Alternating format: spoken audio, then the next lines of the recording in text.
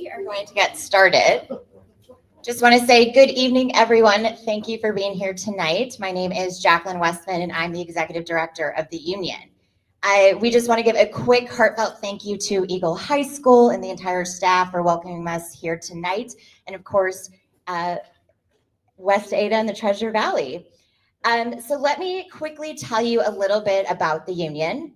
We are a growing coalition of Americans committed to rebuilding our democracy from the ground up. Our core belief is that, and foundation, is that we believe that showing up matters in every town, every county, every community, and every state. In Idaho, we don't see red states or blue states, we see communities. We see neighbors who care about their schools, their water, and their future. And that's what brings us together tonight. The Union is here because we believe in rebuilding from the ground up. That means investing in rural places like Eagle, not just during election season, but year round. It means supporting leaders who show up, listen, and do the work. We're not here for partisanship. We're here to build infrastructure and the momentum so that decent, competent candidates have the support they need to lead. Tonight, we'll hear from local leaders such as Jonathan Baldorf, Cameron Cutchums, from the Union president, Reed Galen, and from Eagle's own Kaylee Peterson, who's been leading the way and working hard to bring people together. Thanks for being here and part of this work, and let's keep building together. It's now my pleasure to welcome Jonathan Baldorf, the Ada County Library Board candidate, also known as the guy who loves books.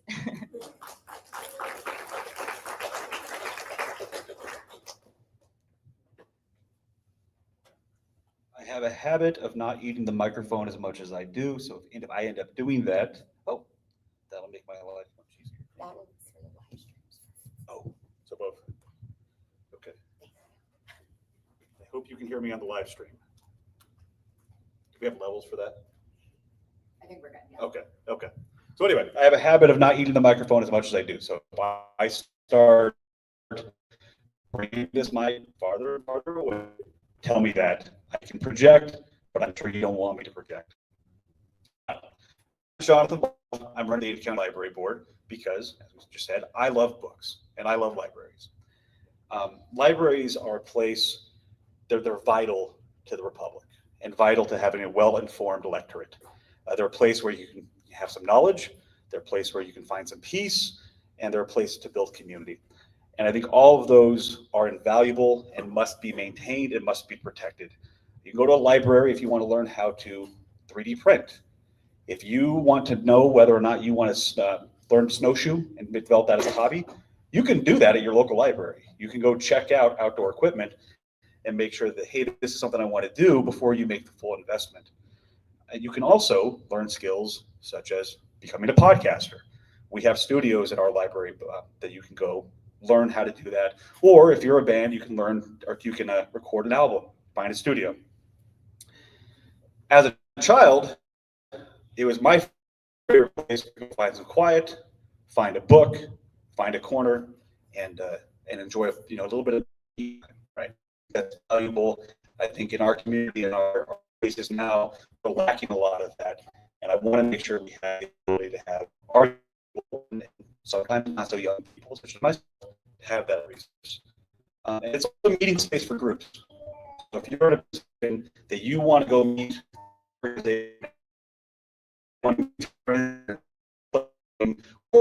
business, great for you to do it.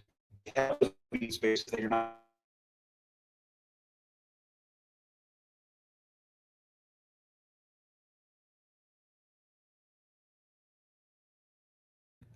Buzzwords, whatever the local buzzword of the hour is. I think that's unacceptable. I think appealing to people's base emotions and telling them you should be scared of this, you should be scared of that, is something that should be pushed back against. In my race and in the races that are happening right now in both Meridian and in Ada, there's one candidate who went to the library to catch the librarian's doing something untoward. I don't really know what the untoward thing was, but she wanted to catch them.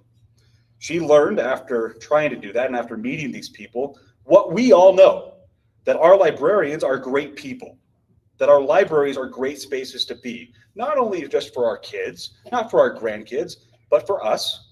If we want to have a knitting group, that's an option for us. If we want to, sit down and read to a dog, believe it or not, you can do that at your library. Another candidate doesn't understand why libraries are free. He wants to have effectively a pay-to-play system. I believe it's some sort of membership that people would have to pay for the library. That totally disregards the actual ROI that our community gets from libraries, and secondarily, keeps people out. Keeps the young child who their parents are barely scraping by and they can't afford this membership fee. They can't go to the library. They can't learn the skills that would be enable them to be able to be a little bit more wealthy, a little bit more stable. It also keeps out the person who maybe just got out of prison and is homeless, needs to put a resume together and can't do that because they don't have access to a computer. I think that's short-sighted, and it's disheartening to see that there are people who believe that. But there are people whose heart has been poisoned by propaganda. And if you're one of those people or you know those people, I would encourage you to do three things. Number one, take a deep breath. Number two, go to your library. And number three, talk to your librarian and say, hey, these are my interests. Can you help me find a book? Read the book, right? Because readers have critical thinking skills. And people who are critical thinking are not going to be subject to that propaganda. And we need that in the current day for our electorate. We certainly need it, and it's necessary for our leaders. We deserve statesmen. What is a statesman?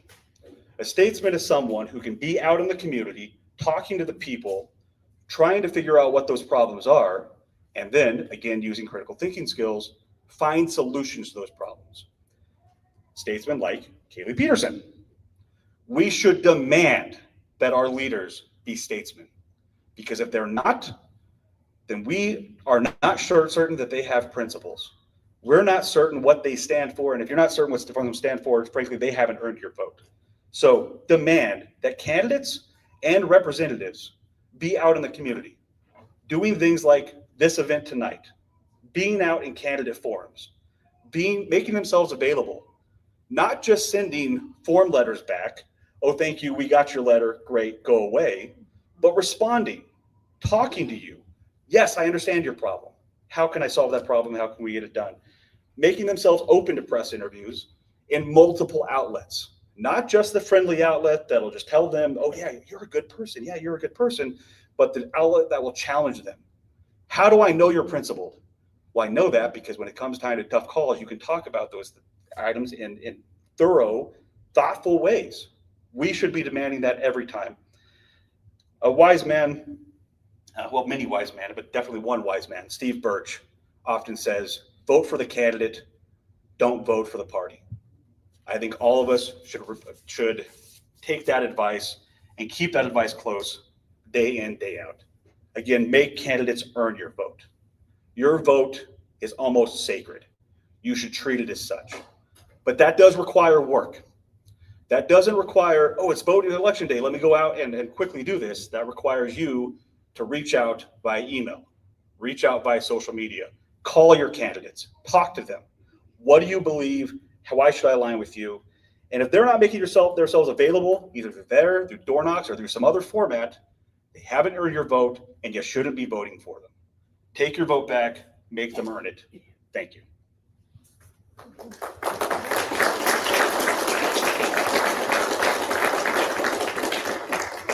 So up next, we have a great union rep. Cameron Coacham is the rep of AFGE 1127. He is coming straight off the streets out of the TSA protest. He's been doing great work out in the community. As I was talking, your leaders need to be out here. He sets that example. He's out there making sure that he's a protest not only for his organization, but also protest for the VA to make sure that federal employees have the resources they need. Cameron.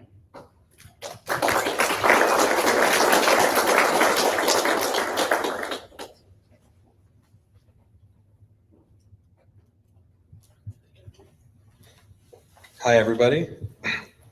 The louder you clap, the more water you can bring on a plane. So I'm just going to remember that. What I like to do, what my job is, I've worked at the TSA for 4 years. For 3 of those years, I've been I've been our union representative. For that, I do multiple different things. Before, it was pretty easy, where I would just have to complain to management and write grievances and do all these different things and try to get people to sign up. And so that was kind of fun. But then, there's another part of it where I'm going to DC once a year, where we advocate for pay raises and more benefits for federal employees, because I think that's one of the things that makes people want to stay at jobs in the federal service is good benefits, and we're just seeing those get taken away every day. But the last 6 months has been pretty terrible for my job and for a lot of other federal employees. My job, not as much as other ones, because I have friends who their organization is 1,500 people, and they're going to lose 1,300 of them to RIFs and stuff like that. So that's a really scary thing that's going to happen in the future. And I just want to talk to you about what I've been doing with all my federal coworkers and stuff too. So as a labor organizer and union representative, it's kind of lonely, especially when not that many other people in your area are wanting to work on it. But over the last 3 months, we have been working with a federal unionist network to collaborate with other unions in the state, specifically like the VA and the Forest Service and other federal areas that they're not unionized, but we're working with them. And that way we can get all those people together. So like what we just did, that event, we can get more people involved and be kind of like a quick reaction force to certain things that are happening. Because I think there's just a lot of stuff that people see, but they don't have any way to react to it. And so yeah, that's what we've been doing. We don't know what's going to happen in the horizon. The 10, 15 people that I've been working with in this, they might be losing their jobs pretty soon. I could be losing my job. Just every time I come give a speech, it's a possibility. Before, with the union and stuff, we were able to kind of have a little bit of immunity from that. But the TSA 2 months ago illegally took away our contract. It was a 7-year CBA, and they took that away after about 6 months. And so the ability to speak, I really don't know if I have that anymore in this position. If they don't recognize the union, do they recognize me doing this? So that's cool. I don't know. There's some more stuff like every dollar that they've taken away from federal employees is going to go straight to billionaires and tax cuts and things like that. It's not going to go back to the states. It's not going to go to help build roads or anything like that. It's going to go to Elon Musk's and his buddies and stuff like that. So, and it's just crazy because they're cutting a job that they make $50,000 in the call, and like you can't survive on $50,000 in the call, and that's how we're saving money through that way. I just find it hard to believe every job that is in Idaho, especially federal jobs, they all serve a purpose. They all are really important. I've been speaking with the IRS union representatives, and she's a revenue officer, and she's made $1 million over the last couple of years through her job. And so if she gets fired, then that's $1 million in revenue that it's not going to go to the federal government. What did I do? I took a water bottle yesterday. That was pretty cool. I found a cane sword one time. There's a sword and a cane. She didn't know about it. Apparently, that's allegedly. But with the TSA, they took away our contract. Project 2025, they have 2 steps. Step 1 is to get rid of the contract. Step 2 is to privatize the TSA. Now, I know we all have positive thoughts of the TSA, right? Yeah. But I mean, there's things that are wrong with it, but then what's going to make it worse? Like if Spirit Airlines is running the TSA in Boise, that sounds terrifying. And there's or even Elon Musk will have his own company and they'll run it. And that's just our big thing, is that we don't want to. privatizing security, it's going to be contracts for the lowest amount of money, and they're going to really emphasize just getting people through checkpoints as quick as possible. And I don't think in a world that we live in now, where our president is actively trying to get every other country to hate us, I don't think we should get rid of the TSA. That's just my opinion on it. Yeah, so thanks for coming out. We have a protest again out front of the airport this Sunday from 1 to 3. I was just at it earlier today. I got a lot of Tesla people flipping me off, so that's cool. I had one guy tell me to get a job, so I'm actively trying to keep my job. So anyway, so the next two people we have, they're on the flyer. Oh, is there a question? Can I ask it? Can I answer a question? Of course. It's still a free country. Yeah, so the airport protest is going to be right in front of the airport sign. And there's some sidewalks in front of the Chevron and the airport sign.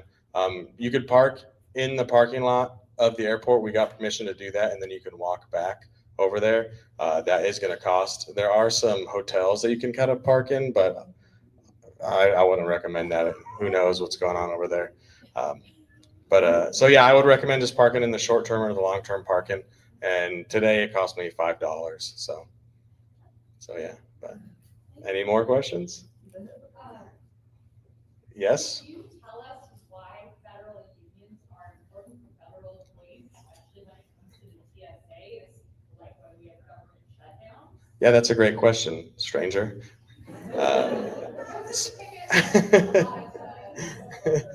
She made a lot of signs, so you don't even have to bring your own sign. Rachel will have a sign ready for you, so that's pretty cool. So 50 years ago, when they decided that federal workers could have unions, they deemed it in the public interest to have unions. And the reason why it was because the unions are just another way to check these federal agencies to make sure that the money is going to the correct, how it's supposed to be spent, and so that's one of the reasons why we have unions, is because it's for the national interest. And I believe that, and these contracts, they do all these different things that are supposed to help the employees, which then help, the American population, like for us, we're not allowed to strike. We will get disbarred. We're not disbarred. I'm not a lawyer. We will be banned from ever having a federal job ever again. They could throw us in jail, which I don't think they've ever done that, but it could happen. And we'd lose our job, obviously. But during like the shutdowns and stuff like that, the TSA, we don't get paid. We're national security jobs, so we don't get paid, but we still have to show up to work and everything like that. The last one, I think it was like 14 days. So there was like one paycheck where people missed. But you don't know when it's going to happen, when you're going to get your paychecks back. And so those are just that's the importance of it. Thanks, Rachel. Yeah, we showed up. Even though we weren't getting paid, we showed up. And then we did get paid, and we weren't getting paid that much. But then the union came and gave us a 30% pay raise because of us fighting for that. I used to say, thank you. I used to say you could get paid more to go work at Go-Go Squeeze than working at the airport. And I'm finding literal firearms and stuff like that. But we raise those wages because then it's important, because people aren't leaving the TSA. When TSA was founded, there was all these, they didn't give us the same rights. I'm almost done, I'm sorry. They didn't give us the same rights as a lot of other federal agencies. And so because of that, we had we had worse pay, we had fewer rights, which meant that people could get fired for just looking at a manager wrong and all these different things. So morale was terrible and all this stuff. And so people were leaving constantly. And so that was kind of one of the reasons why the TSA has such a negative connotation, because, the turnover is just so high. And so that's what the union is pushing, is for us to get higher wages, better benefits, because then you get people who stay there longer, are more considerate, are better educated, exactly. All these different things that make the flying public's experience better and safer. And so we just see a lot of these things getting taken away, and just it's going to roll back. So anyway, that's where I'm at. So I'll see you on Sunday, everybody. 1 to 3. And remember, if you clap loud, then I'll let you keep your applesauce or something. But I am proud to announce the two people we're here to see the most. Galen, co-founder of the Lincoln Project and joined the union, and then Kaylee Peterson, who's running for Congress.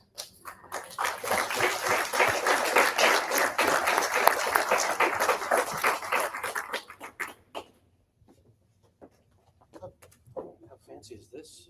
Look at All that. right. I don't think anybody's ever needed a microphone to hear me before, but we'll see how this goes. We'll just talk. Look, is this even on? Is Is this this- thing on? I don't know. It's not on. It's not on. It's not on. Do you want to? Do you want the mic? I'm okay. Can you all hear me? Hello? All right. All right. Or this is back up. All right. I'm gonna put this over here. How are y'all? Well, thanks for having us. My name is Galen. And yes, I was a co-founder of the Lincoln Project. It's hard to believe, almost 6 years ago. Yeah, it was, well, we were 1 for 2, which if you're playing baseball makes you a Hall of Famer, and if you're anything else, gets you where we are. So I'm sorry about that. But as Jacqueline noted, and I want to get to Kaylee very quickly, we started the union back in 2022 as an idea that we had these hundreds of thousands, if not millions of people still not working, but that's okay. I'm going to talk into it because it just makes me feel better. You might want to hold it just for a second. Okay. This might get crazy. No, it says it's on. It's All right. Hello. It's okay. Hello. It's fine. You can hear me. That's all right. My wife says I have a big mouth. Well, listen, believe me, if when I don't listen to my wife, bad things happen, which I'm sure most of the gentlemen in this room can attest to. So, as I said, we started the union 3 years ago, and it was basically okay. There we go. Okay. I'm going to sit down because I can see it, so I'm screaming. I don't want people to have my head down. Anyway, so we started it 3 years ago. Jacqueline has been the heart and soul and every other part of the effort for the better part of 3 years. It started as basically a website and an idea, and she has turned it into 75,000 volunteers across the country, 100+ partner organizations. During the course of last year, we had something like 4,000 individual opportunities for folks to volunteer in all 50 states, up and down the ballot. And so we are just incredibly proud of what we're doing. We could not be more thankful for you all coming out on a Friday night here, and it's a beautiful high school. Your alma mater, as I understand. Yes, me and my husband. That's right. Well, but you weren't high school sweethearts. No. You're high school sweethearts, but you weren't in high school as sweethearts. Not at the same time. Right. Yes. And I understand your husband is 6'6". He's a pretty tall man, so if you see a tall guy in the room, I think you'll notice him pretty quickly. Right. Well, these ceilings are maybe 8 feet, so I'm sure at high school he had to do a lot of dust. Probably. Well, thank you so much for joining us tonight. And guys, we want to make this a conversation, but also we're going to leave plenty of time for Q&A because we really do appreciate you all coming out. And one of the things that we want to do as part of the union, and this is something you and I were talking about while we were sitting down together, is I spent so much of last fall on the road, and the places I went were states we hear a lot about: Michigan, Wisconsin, Pennsylvania.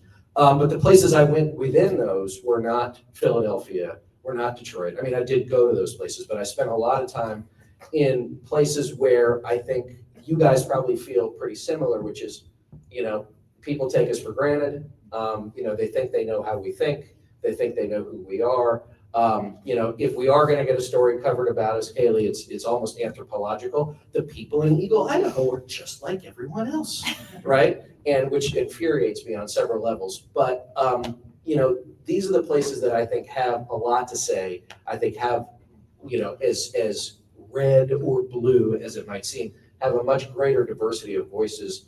The issues here are the issues the same, they are anywhere.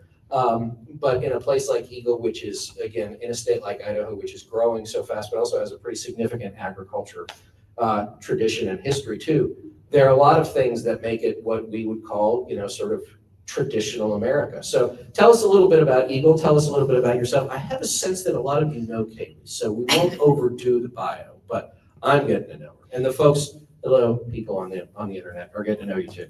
Yeah, I would just consider myself a working class mom, and I talk about this all the time. Just 3.5 years ago, I had people in college with me saying, "Do you think you'll ever run for office?" And I said, "There's no chance. Who wants an everyday working class mom from Eagle to run for office?" And then it turns out that's exactly what we need, is more working class people on the ballot. But I'm really grateful. I come from 6 generations of very old school conservative Idaho farmers. I know I don't look like it, but I promise I do. So I grew up in Eagle and I've watched the transformation. Many of my very rural neighbors have now moved out past Emmett to try and get away from the growth because they remember when everything here was a field, as do I. But what I noticed, and I think especially after the 2016 election, you just notice that political discourse change. And instead of talking about the best policies that Idaho needed, instead of talking about solutions that would actually help people, we started pointing fingers and talking about things that no Idahoan actually dealt with on a day-to-day basis. And especially here in Idaho, when we're such a red state, it was incredibly hard to find people to run at the statewide and federal level. And it was a Facebook post my freshman year of college that was looking for people who would just be willing to put their name on the ballot. And I said, I know I can do that. I know at the very least I can put my name on a ballot. But then I started driving up and down the state. I drove to communities that had never seen a politician. I drove to the Canadian border and down to the Nevada border, talking to everyday people and learning what the real issues were, and then trying to bring the dialogue back to real Idaho issues and solving those problems instead of social media sound bites. So you got, like you said, we talked about this. So Canada to Nevada is quite a stretch, literally and figuratively. Were the issues similar from one end of the state to the other? Absolutely. It's difficult because my district is a little bit more like 4 different states in one. So geographically, demographically, it's a very different state. But the issues that we all deal with, that everyday working class people are dealing with, are very similar. How well are our children educated? Do we have access to affordable health care? Are we getting paid enough to pay our rent?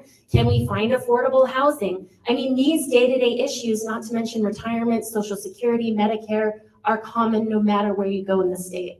Right, and your, first and foremost, just about you deciding to run for office. So guys, this is something I learned a couple of months ago. In 2024, 71% of races in this country, in the United States, political office, those races were unopposed. 71% of politicians didn't have an opponent last year. Didn't matter Republican, Democrat. There were more Republicans that ran unopposed than Democrats, but that's also, we have a lot of states like Idaho, frankly, where, there's just not a lot of competition. But that, to your point, is a crucial piece, which is the participation.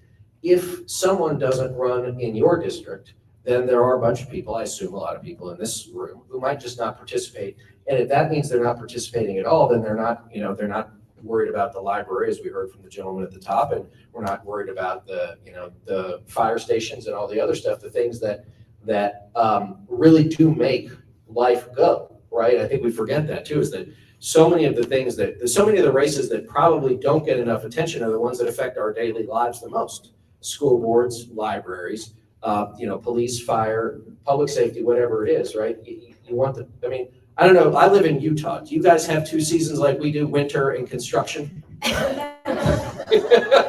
Okay, good. Yeah, it snowed this week. Has it snowed this week here? It's been snowing at home. So, which some of our union friends were like, why is it still snowing here? I'm like, didn't you know winter is the best 7 months of the year? But let me ask you this. Did you get the sense that when you spoke to people individually, that it was easier to get them to shed that sort of tough outer skin that maybe they put on for a television camera or somebody they're angry at, or maybe when they're watching television? Oh, absolutely. I think half the battle is making sure that we have a presence in these communities. What I look at is the fact that progressives, Democrats, some political parties haven't had a presence in rural Idaho communities for decades.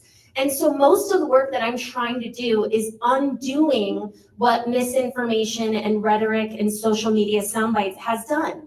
Russ Fulcher has told rural communities who Democrats are. Now, my job is to go prove through integrity and work ethic who I am on the ballot, and also show that I am a problem solver, that I will offer the legislative solutions that Russ Fulcher won't.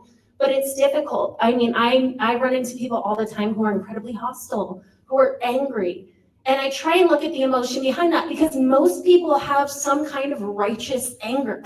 They're frustrated because they can't make enough to live. They're frustrated because their kids don't have a safe daycare to go to. They're frustrated because issues in America that shouldn't be there are making it hard for them to have the American dream. So I try and focus on those feelings. I understand why you're frustrated. Here's the issue, and here's how I will solve it, and here's how Idaho's congressional delegation has failed to do so. Right, well, and this is as you can imagine, for most politicians, the most important thing is getting elected. The second most important thing is getting reelected, right? And so you are willing to lean on the lowest common denominator in a lot of these things. Listen, I run more campaigns than I can think about. I don't need to win 70%. I need to win 50% plus one.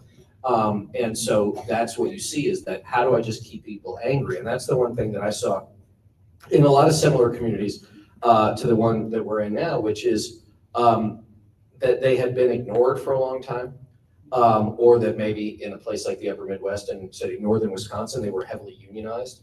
And when manufacturing left or the plant closed, the union left, the party left, and the Republicans, look, they're very good at this. I used to know this, right? I used to be one of these guys. They move in, they move fast, and anger is a very powerful and motivating force. And if you can keep them angry, right, then that is often enough, which is too bad. But as you even noted when we were sitting down, now that we're seeing some of the things happening in Washington, even the governor of Idaho is having to call Washington and be like, please don't do this. Yes. No, it is incredibly frustrating that it is going to take the destruction of Idaho communities for Idaho communities to realize that they have been lied to. And I have watched Russ Fulcher, I have watched our congressmen go to these rural communities, and I see what they say. It is rage bait. I have watched my opponent say, I believe in abortion after birth. I have watched my opponent call people like me evil who are trying to destroy the fabric of this country. I have watched them spread this kind of lie in order to get a reaction. So it's bringing it back to what the reality is, what the truth is, and what they're dealing with in their everyday life. It's easy to point to some scary boogeyman outside of the community that rural communities don't have experience with and blame them. It's a lot harder to take accountability for where our congressmen have failed, and the fact that our governor, which everybody in Idaho knows how conservative our governor can be, just flew to DC to beg Congress not to make the Medicaid cuts that they're suggesting, because our rural hospitals can't take it, our families can't take it, and it would be devastating. But the idea that we're even in this place is depressing. Well, it can be, but that's why y'all are here. There is a desire by some of my friends that it's like, oh, well, we have to create something like, the Joe Rogan, right? The Fox News. Let me tell you something. I love my friends on the left. They are not going to do that. They're just not that entertaining, generally speaking. They're lovely people, but they're not that funny. It would take decades, right? A lot of what we're up against, guys, didn't start yesterday. It didn't start 10 years ago. It started 30 or 40 or 50 years ago. And the knee-jerk reaction is to believe, well, we have to build something like that. And that's actually, from my perspective, wrong.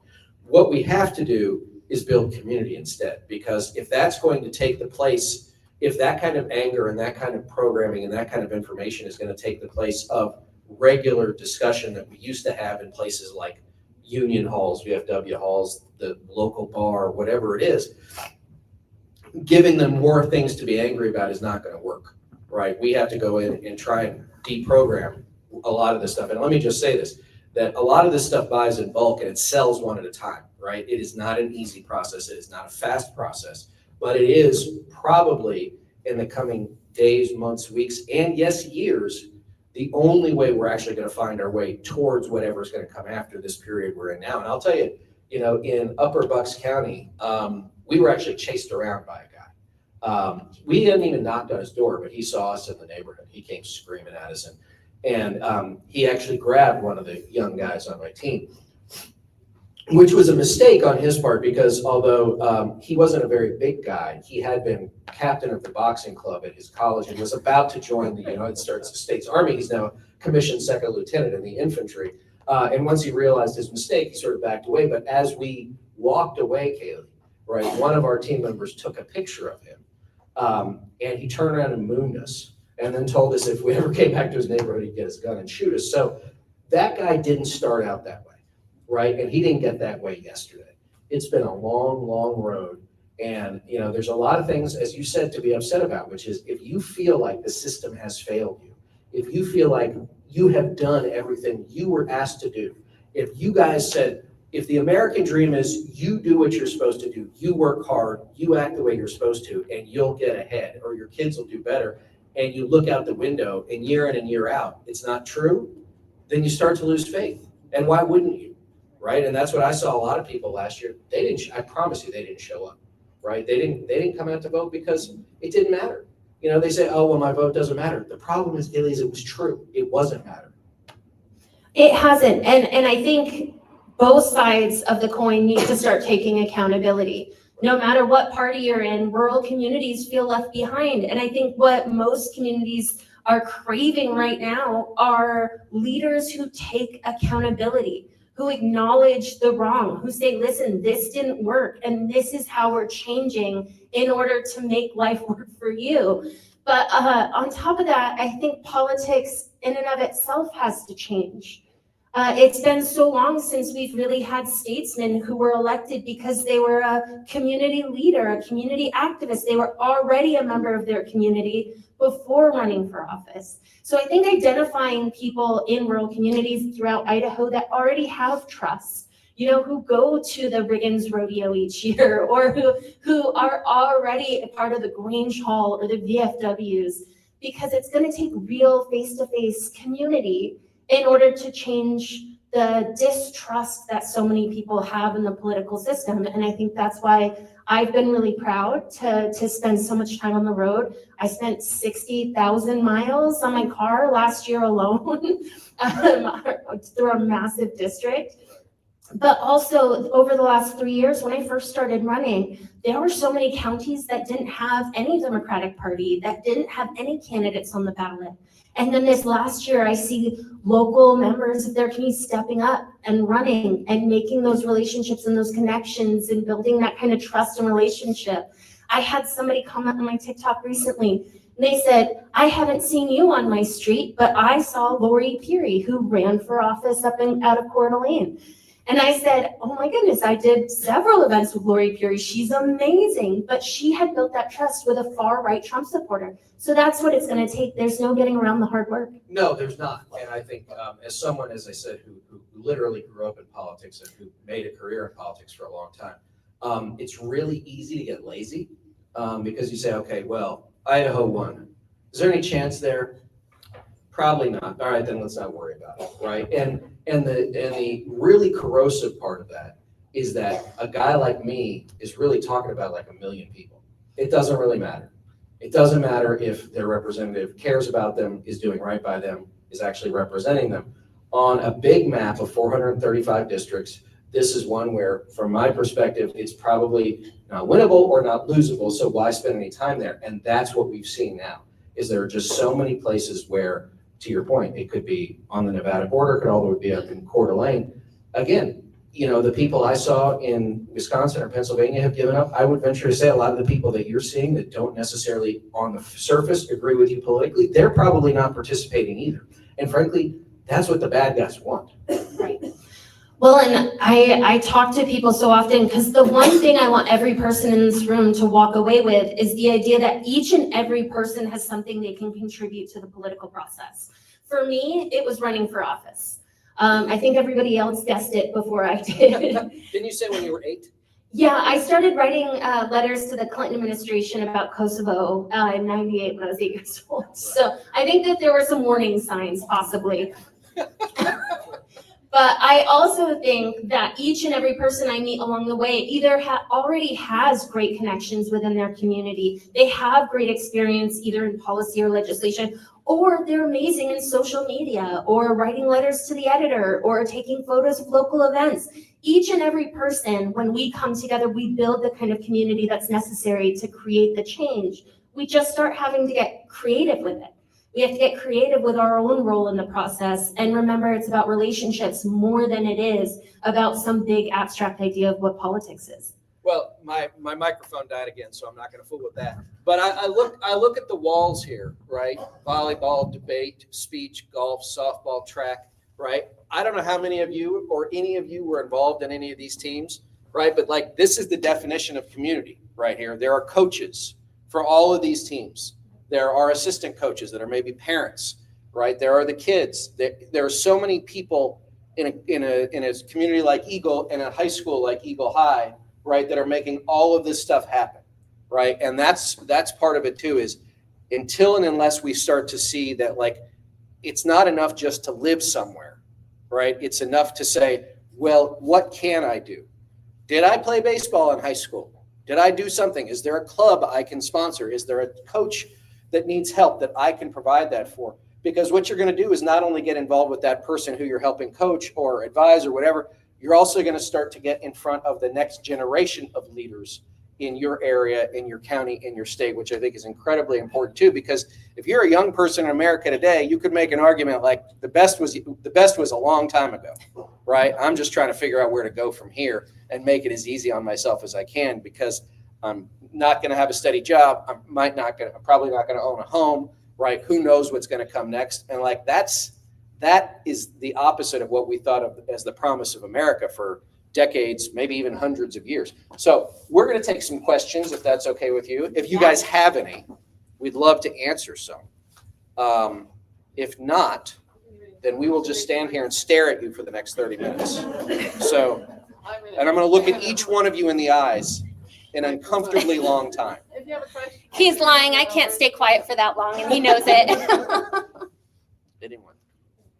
Yes, ma'am. I've got a perspective on privatization. And while I know we are a capitalistic country, and I appreciate that, and there's a lot of really good things to offer there. When the gentleman was speaking about the TSA and so forth, and the gentleman was speaking here about how TSA is possibly being privatized. There are certain places that I feel like that are ripe for privatization, and some places that are not. Health and safety, to me, like TSA for sure, perhaps. But my ex-husband was a firefighter in the Bay Area in California, and he was in a public service position. He was a firefighter paramedic in Alameda County. He was right next to Oakland, which is pretty intense when it comes to public safety and that sort of thing. They decided to privatize their ambulance companies. And so when we privatize, they tend to go to, because it's profitability, they go to the lowest common denominator. I'm just trying to, but essentially, they were always called over on delay way too often. And that left their community sick. So I'm just putting that out there just because that came up as an issue, and I know this is kind of a little off topic. No, it's incredibly important, especially here in Idaho. We have massive federal workforce. And when we look at right now what's happening to our Forest Service, to our TSA, to our VA, it's important too to remember that often when we talk about these big federal workers, we're talking about everyday Idahoans that serve their communities. We are talking about the people on the ground. 30% of Idaho's federal workers are in fact veterans, and 50% of those are disabled veterans that serve overseas and come back to serve. But the privatization we've seen, we've already seen this story play out. We see monopolized industries that have far too big a say in our Congress and to our congressmen, making choices that hurt rural communities, that hurt the health and safety that we all rely on. Now, let me just say one thing. So the reason why I was looking at my phone was not because I was checking a score or anything, because I was looking for this one particular quote by John Glenn, the astronaut. And he has this great quote. He said, "As I'm hurtling through space, the only thing I can think of is my spaceship is built by the lowest bidder." right? And so, like, which I think is brilliant. And he went on to a brilliant public service career too. But I think to your other point, which is, the idea of privatization, right, is really privatization of profit, right? Is privatization of service. So my dad passed away last summer. He was on dialysis for about 4 years before he died. And there are only, I think, 2 dialysis providers literally in the country, to serve millions and millions and millions of people every day. And I can tell you, like, the service he got was abominable, right? And what ultimately put him in the hospital for the last time was someone not paying enough attention, realizing he didn't have enough, not knowing he didn't have enough fluid in his system for the dialysis session that day, right?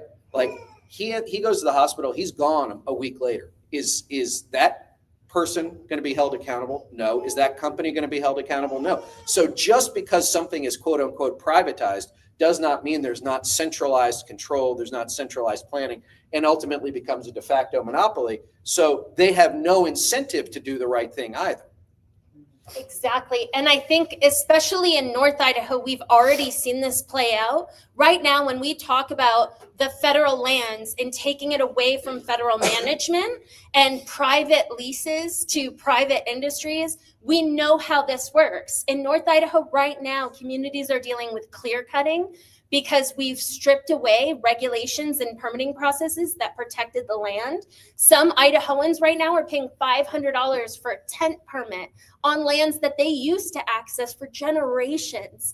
We know private industries don't think long-term. They're not thinking about community and their generations to come. They're not thinking about how we use that land, about the health and safety of our water, our soil. That's why we have the federal government in there to protect, to be that layer of protection for these communities. And we've seen that stripped away. And we see those federal agencies and employees that work that land, that know it better than anybody else, being fired. Well, and also, who was I talking to? Somebody on our team. Tracy, who helps us raise money, is on our team. Her brother-in-law is a supervisor for the National Park Service. He's already lost 11 people. We're park people. Like, we get our annual pass every year. Like, we love national parks, and we hit a bunch during the winter and nice, in some of the warmer places. And like, that's another one where it's not only that some of that stuff will be privatized, some of the hotels and inns already are, but just the service alone. Like, this is where tens of millions of Americans go every year, especially during the summer. Why? Because it's beautiful, right?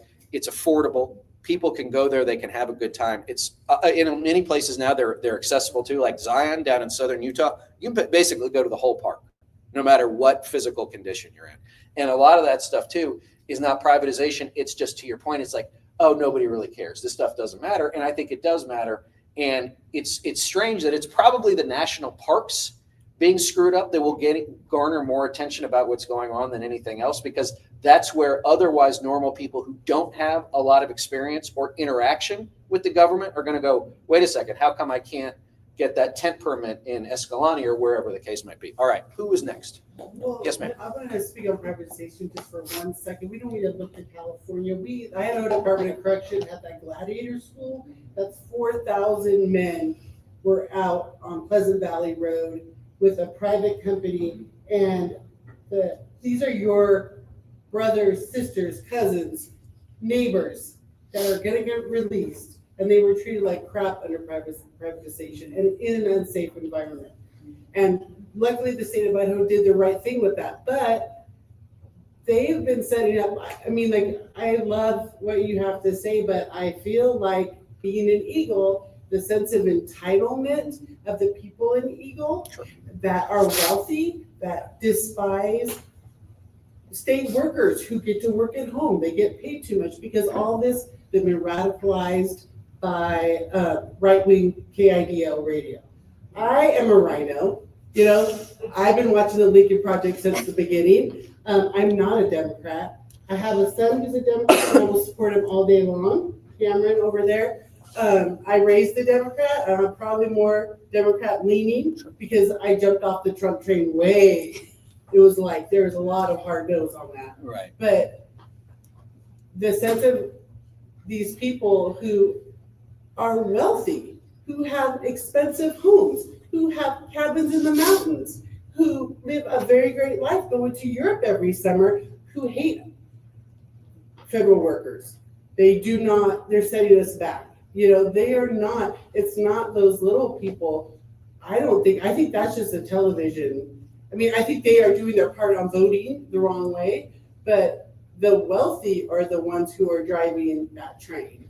And that's is so scary. Well, I mean, look, It's so scary. I live in Park City, right? So I live in a similar, I live in a similar place, right? Which is, it's very easy to come to a place like Eagle or a place like Park City and just say, I live here because it's great, right? And I go to the grocery store and I take advantage of all this stuff. And to your point, but I think that's why, you know, when we first moved up there 10 years ago, one of the gentlemen helping us look for a house said, if you're going to move to a place like this, be part of the community, right? Actually get involved, because you're absolutely right, which is you guys, and I'm sure you've seen it, like we had a massive influx from California and Texas during COVID, right? Just massively overrun.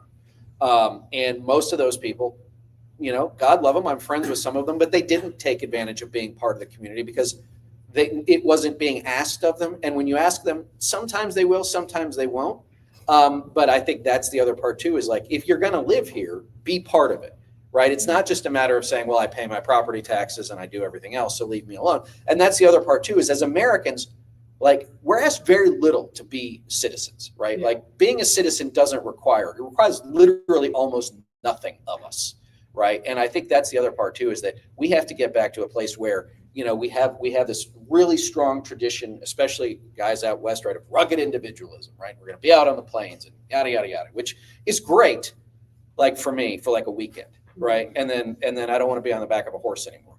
I love horses. I love the outdoors, but I understand who I am and what I am too. And also, like, that's not a realistic situation either, right? There are very few people who can go live in the woods by themselves, right? And make it. Like we all have a duty to one another and to the people around us, whether we believe that or not. And I think we've really gotten away from that.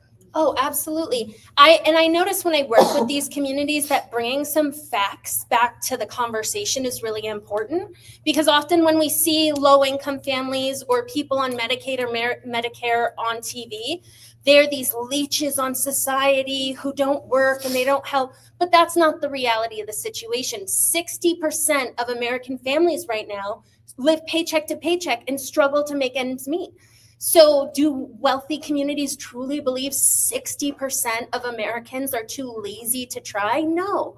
Do we already have systems in place for people who take advantage of the system? Yes.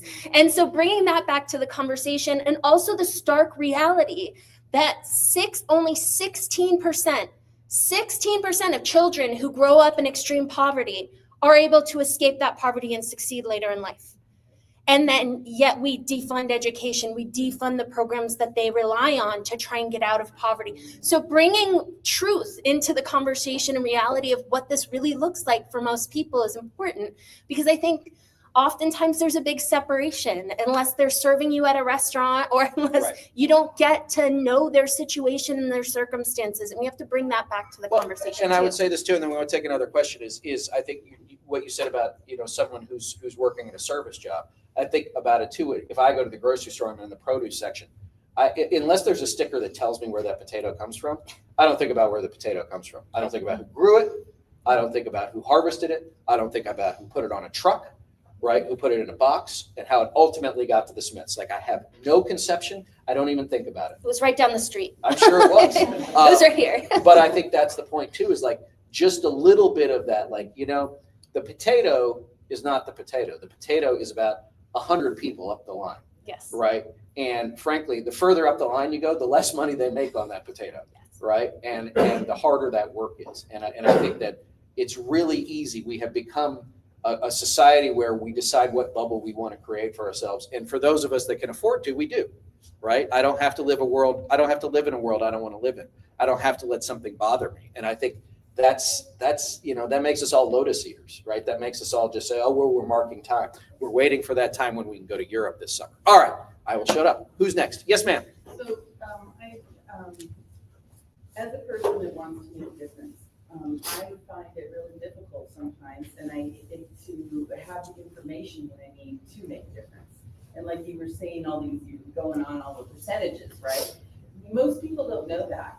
Most people do not have the time to look that up or to research it. I actually try to, but I'm really bad about remembering all of the, the details. And so when I'm talking to somebody and they say, oh yeah, these people, they're just dragging down our system, they're taking welfare, and my sister-in-law did this and that, and they just go on and on saying one person, and I'm like, that's one person. How many other people are out there that aren't doing that? And I don't have the statistics behind that to back it up. I don't know how many of you in this room have the statistics to back that up. So how do you give us some strength to talk to people about this? Like I've asked that in our precinct here, because I was a precinct captain, and I said, I need hard facts. I need something that I can study and know that this is true. So when I go door knocking, I have something to say and I have something to come back. So how can you help us with that? Because I'm sure there's a lot of people. Please go ahead and I've got it. Yeah, and this is what I hear most frequently, especially because of how divided some of our communities have become and how difficult it can be to have those conversations and scary it can be to knock on certain doors, right? So there's a couple ways that we have to address this. One is I always tell people, you're never going to change somebody's entire belief system in one conversation. It's impossible. Even I can't do that. And I love debate. So what we do is we focus on an issue they themselves deal with. Don't focus on what CNN's saying about Trump. Don't focus on some big national topic. Focus on their life. Ask them a question about their life and then say, well, is Russ Fulcher solving that? Like, what has Russ Fulcher brought to the table? They don't know. And so we have to offer solutions. But it also means that people like me, candidates, the party, need to be better about making this information centralized, accessible, and easy to take with you as you go. So we're trying and working really hard to build the infrastructure and the resources so that you go out with a handful of knowledge, so that you go out knowing this is what I can say, this is what Fulcher has done, this is what Kaylee stands for, these are the issues that your community is dealing with. For instance, who here knew that the Star had a fire levy on the ballot May 20th? That our firefighters are desperately hoping that you will vote so that they have enough money to protect Star, right? We don't, because that doesn't get to into our communities. It doesn't get to the everyday person. So we're working really hard to try and make that possible, but we're also building something after decades of it not existing. Just 1 second. So there's a couple of things on that. One is you're absolutely right. And it's hard to come by that information. You don't have to remember all of it. I would sometimes too, if you're in a situation where somebody gives you that anecdotal evidence, turn it around on them as a value basis, right? Elections are not typically won or fought on policy. They're fought on values. And so talk about the value, do you think those people want to have to deal with that? Do you think these are people who want to do this? And the answer is no. The second thing is, does anybody remember the war on Christmas?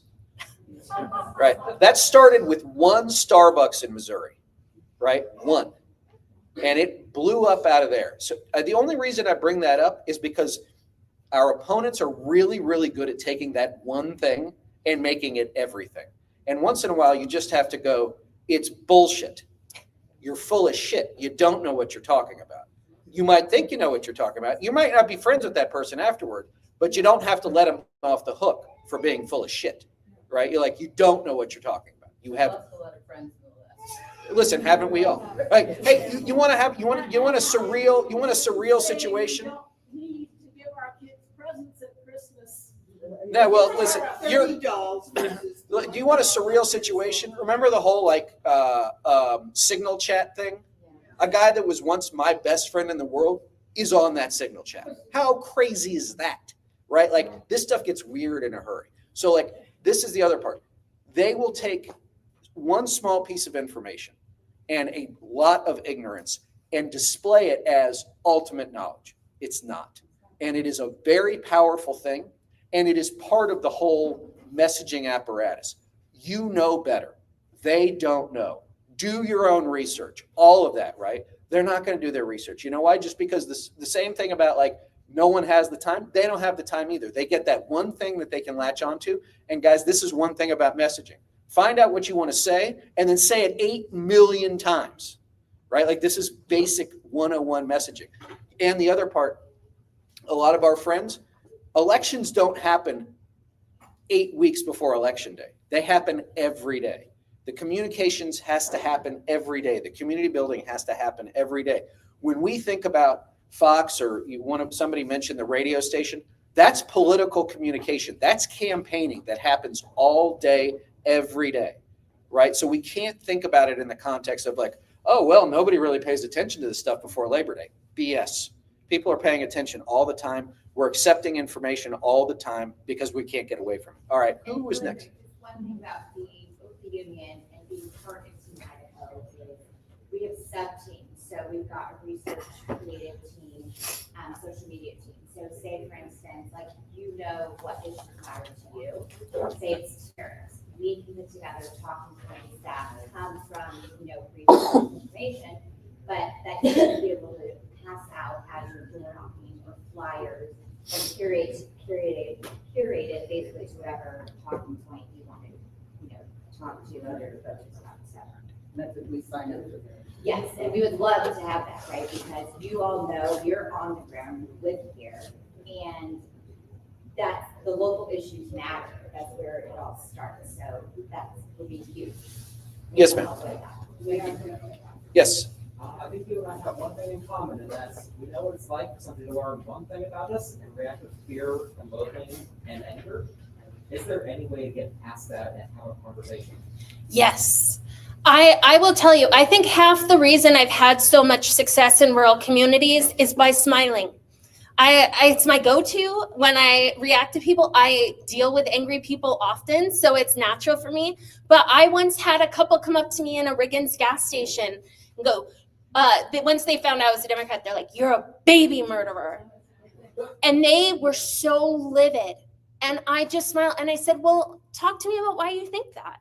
And all of a sudden, they immediately brought it down and we were able to, and it's difficult, right? When someone comes at us with that much anger that we don't deserve, it's difficult to say, okay, let's make a friend today. It's not our natural reaction. And don't get me wrong, don't be a victim. Don't allow people to antagonize and bully you. But it's about getting over that initial hump. And I can't tell you how many people we've reached by doing that, going into spaces that are hostile normally and listening, asking why. Say, what worries you? And I did this hosting my Republican town halls. This is where I got my reputation over the last 3 years. I went to Kamiah and Grangeville and Coeur d'Alene and Sandpoint, and I held Republican-specific town halls. And it was so successful that the Idaho GOP sent me a cease and desist letter. So it works. It works. But it's showing them who you are as a person, the way you would with a friend at the table, and showing them that you're human.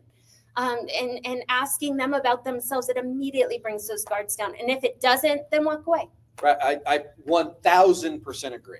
And that's the other part too, is most conversations should not be political, right? Most conversations should be, how are you? How's your family? Are you feeling better, right? If someone is going to go up to you and say you're a baby killer, like, God bless you for doing that, because I would have been like, get away from me. But I think this is the other part too, guys, that's really hard, is if we want to be thought of as the better people, then we got to be the better people. And that's really hard, because that means we have to be better all the time. We have to know, I disagree with this person vehemently. I disagree with this person on everything. I disagree with how they voted or how they believe. But when push comes to shove, if their house was on fire, I would probably help put it out, right? And I'll just tell you this, and this is what happens. Down in Arkansas, of all places, there was a massive set of tornadoes that blew through the state back in late March. FEMA's not coming, right? The governor used to work for the president, and she's like, we need your help. And they're like, we're not sending anything. I worked at FEMA, right? Like, I'm sure some of you have seen this. After a natural disaster, everything in someone's life is gone. Everything they knew is gone, right? Is FEMA perfect? Believe me. I was in New Orleans for Katrina. It is not perfect. But It is something that people do because they believe they're trying to help their fellow Americans. If you say those people deserve what they got because they voted for Donald Trump, you're doing it wrong, right? We're not being better. And in fact, we're reinforcing what they already believe. Well, they hate me anyway. They don't like me anyway. And it's exhausting. Don't get me wrong. I get it, right? I would love to be my worst self. I'm really good at it. I'm really good at being my worst self. But that's not what's going to get us out of this, guys. That's not what's going to take us to tomorrow or the next day or the next day. And I think that's why I'm so glad you're out there talking to those people, because I'm sure they went back to their friends and their family and they said, well, we were giving it to her, but she was really nice. Like she was like really nice. She smiled at us. She asked us about ourselves. Like we were like, huh? What? And now, are they going to vote for you? Who knows? But you know what? In that moment, you totally cracked what worldview they had of you and of someone who had a D behind their name. And I think that's a crucial thing. But again, guys, it happens one at a time. I'd love to tell you this happens en masse, but it usually doesn't. All right, we're going to take one more question, then we're going to let everybody get back to their Friday nights. Oh yes, and then we've got homework. Then we've got homework. All right, last question. Anybody? Yes, ma'am. And you may not have the answer to this. It's the thing that weighs on me the most right now is just the videos of the roundups, basically, where people are just going about their life, they've been green card or whatever, older, like, and you see them just getting pulled off the street, and I don't know what to do about it, but I don't want to be somebody who later on says, I wish I had done whatever. So I would love advice if anybody has ideas. Look, it's a hard one. You're absolutely right. And I don't think there's a perfect answer, because here's the other part. You don't know when it's going to happen, right? I mean, someone's walking down the street and before you know it, there's a detainer out for them nobody knew about, and they get thrown in a van and they're in El Salvador, right? Like that's part of the process. Like your feeling helpless is also downstream of that. That's how they want you feeling. Right? You don't have to be quiet about it. You shouldn't be quiet about it if you feel strongly. I'm not saying you should go like tackle an ICE guy, right? Like that seems probably like a bad idea, but you have a voice, and if you're willing to use it, you absolutely should in any way and in every way you possibly can. And look, they understand too that they are going after communities that are already in some instances scared. Right? They're more scared now. And they're going after communities where a lot of people, like in a state like Idaho, are like, well, I'm sure they did something, right? It's not just Idaho. I don't want to pick on Idaho. It could be a lot of places, right? Or at least, and then you know what? At least I'm sure they did something. And then the next group gets it and they'll say, well, at least it's not me, right? Like, and this is all part of the program. None of what we're seeing is new, right? None of what we're seeing is new throughout history. And guys, a lot of this occurred back in 2020 also. Right? Like we've seen this stuff before, federalized officers on the streets. And so this is probably going to get worse before it gets better. But if you have an opportunity to speak up when you can and you're willing to do, I think that's an incredible thing. I wish more people did. But we should be very clear that like we got a hard road ahead of us. It took us a long time to get here, and it's going to take us a long time to get out. They already took a judge to jail. Yeah, they ran the judge the other day. All right, why don't you close us out, and then we're going to have some homework for a Friday night. Yeah, absolutely. First, I want to thank everybody for coming out tonight. And I know sometimes we look around and we say, why aren't we getting more and more people out to Idaho events? But the truth is, it's going to take each and every person in this room grabbing a friend, grabbing a neighbor, grabbing a coworker. Like we said, politics needs to become about building our own community and coming out and making nights like this a family night, a friend's night. I mean, bring some cocktails. It makes politics way more palatable. But more than anything, I want to say the more engaged we are, the less those at the top who are abusing our communities are able to do so behind the curtain, right? The more we talk about the Star Fire Levy, the more we talk about the library races, the more we talk about the local issues that each and every one of us will feel the impact of, even if we don't know about it, even if we're not talking about it. So all I ask of you is that you share the people in this room. When you see somebody that you think is doing great work, share them on social media, talk to your friends and family about them. It really is going to take that level of connection and infrastructure and community to make the kind of difference that we want to make. And I know it's easy to feel hopeless. And in those moments where it feels too big and too immovable, call a friend. Use a lifeline, right? I can't tell you, before I ran this race, I stayed at home with my 2 kids and my foster son. And I looked at the world and I felt like I had no chance of changing it. And then I ran for office. And I met more and more people just like me, Republicans just like me, independents just like me, and we built a community. And now, even though all of these terrible things are happening, each and every day I wake up and I get to work with the people who are doing good. And it makes me see a future in which we can be successful. So don't ever forget the personal touch, the telling your family about somebody you saw or reminding your neighbor about an upcoming election, because I think that's where we'll be most successful. And never forget to hold the people in positions of power accountable. If you are calling or emailing your congressional delegation, make sure you post it on social media and tag them so that everybody in this community knows what you said. Because so often we call, we email, and it goes away. And they sit there and say, well, I had constituents who wanted it this way. But if you make it public on social media and you tag them directly, they can't deny it. And with that, I'll thank you all for coming tonight. Well, thank you. Thank you so much. All right.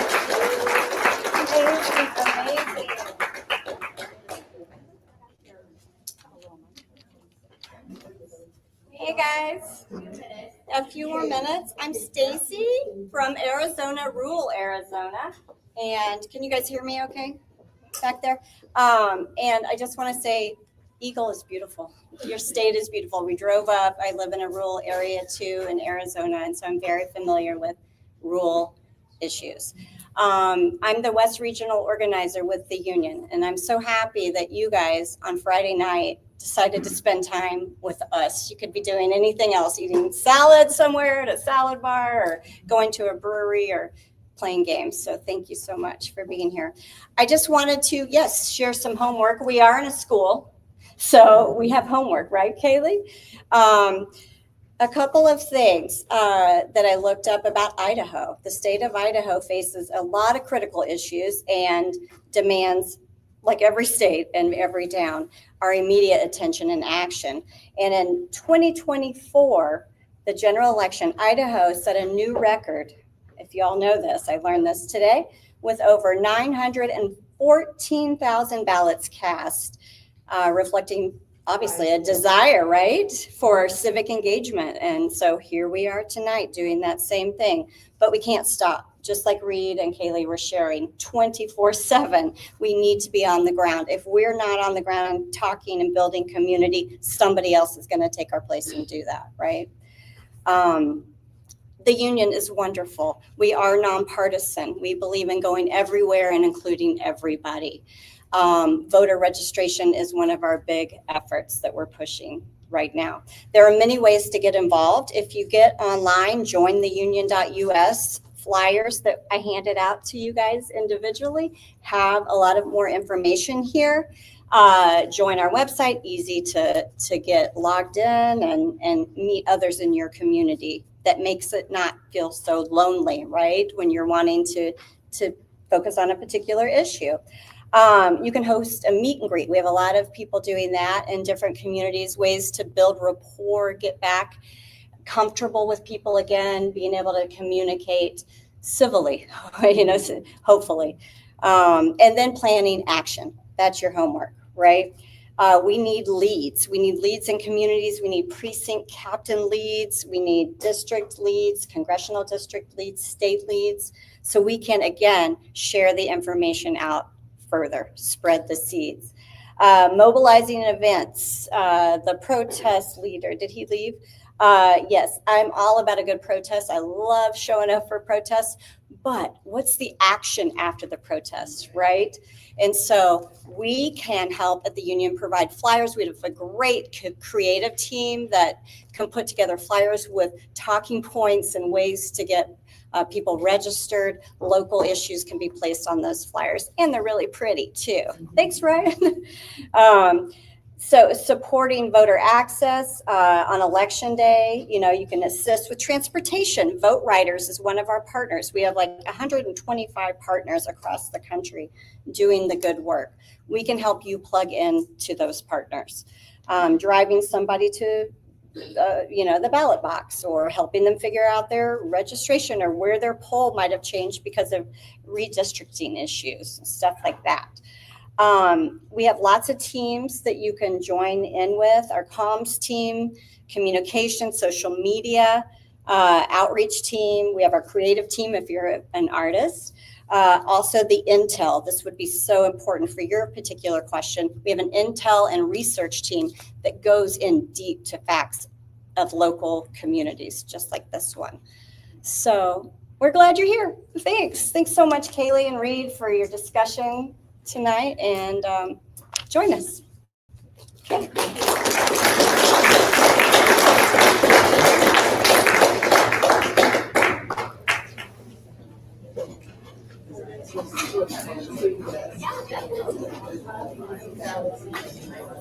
That's me. Go with your purple pen. Writing down. Now this link is great.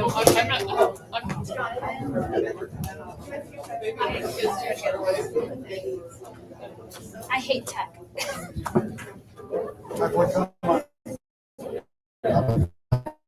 Yeah. Yeah. How many times you said the word? Probably 100.